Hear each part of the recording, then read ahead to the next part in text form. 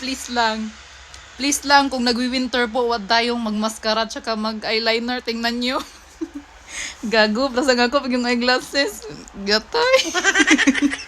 Hallo, guten Tag. My name is Regen and nag-aral po ako ng nursing dito sa Germany. So for today's video, kung makikita po ninyo, sobrang kapal ng snow. Sa totoong buhay po, maganda lang tingnan ang snow. Pero pag nasa labas ka na, sobrang lamig. Mokirig imong intel, mga bayot. Yan pong nakikita ninyong maliit na tractor. Hindi ako sure kung tractor ba ang tawag dyan. Yan po ang naglalagay ng mga asin sa daan. Magtatanong na naman kayo, bakit asin, ate? Trivia, nilalagyan ng asin ang mga daan kasi nakakatulong ito para matunaw po ang mga snow. In short, it lowers the freezing point of water. Kung makikita po ninyo is nasa bus station ako, may pupuntahan lang ako saglit kasi may kukunin akong sulat. Hi everyone! So life update dito sa Germany. Sobrang lakas ng snow, parang dagat, naging dagat na lahat. Ayan oh, as in parang dagat na siya, sobrang puti, lahat puti na makikita mo, inaatakan mo. Yung langit puti, yung paligid lahat puti. O kung magtatanong kayo kung malamig ba, for me, hindi siya malamig kasi nakapag-jacket ako ng winter, tas may hoodie pa ako, tas may pullover pa ako sa loob, may ano pa as in, ang dami kong sinuot ngayon, parang sa taas, mga 5, sa baba, 4, tas yung medyas ko pang winter talaga siya, 2, tas nakaboots ako na pang winter. So, lahat puti.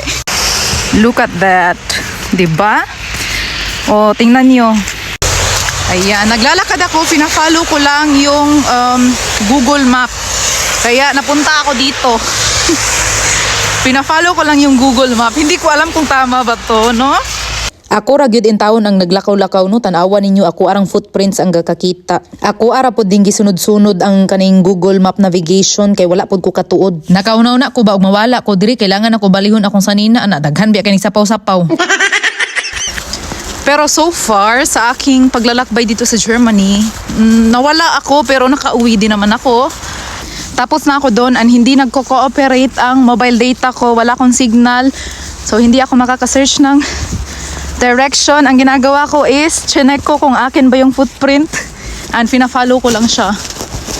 So far tama naman yung daan ko kasi may mga may mga tinandaan ako. And yan, sinusundan ko lang yung footprints ko. Oh my God, please lang no, if kanang ga winter bitaw, ga snow og dagan. Ayaw gid mo pag mascara og eyeliner kay tanawa ra gud ko. Yahak man ni uy. Ngilad kita na ondo, oh my God. Okay ra kay wala may mga kuanderi makikita pero sa mani oy giahak. Wa ko kawalo na kung maluoy ko sa akong self or magkatawa ko sa akong self. Priyaga. Muna diya abroad pa more. Unya magingon-ingan mo kalamay sa kinabuhi sa abroad hoy. Pagilo mo diya kay na pakanon ta mo snow karon. Wala jud ko kawalo kung maluoy ba ko sa kagalingon or magkatawa ko. Ganiha gwapa pa kay ko.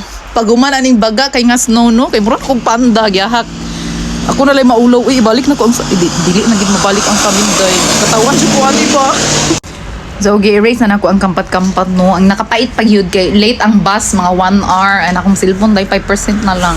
Dili man siya tugnaw pero sadyang magulat ko diri niya lubat akong cellphone.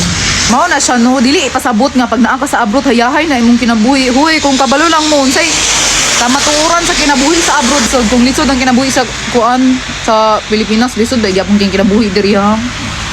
Muna na siya pero will not try kay kuan diya pa. Bisaya ka dai ilungga pag yun. Pinoy jud ta dai, dili Pinoy jud ta so dili gid ta magkuan-kuan. Salamat na lang kuno kay akong confidence tapos kanang akong pagka never give up always. Ama lang. Oh, eto hapon pa lang dito sa Germany pero ngit-ngit madilim na ba? Tagal ko nag-antay, hindi dumating yung bus so mag-aantay na naman ako ulit. Feeling ko nasa 2% na lang yung phone ko dito. Pero vlog is life mga bayot. So naghulat-hulat ko dito. No? Grabe, antay-antay ako dito. Pero wag kayong mag-alala kasi safe naman dito sa Germany. Low criminal rate. Wala rin silang mananakaw sa akin, wala akong pera.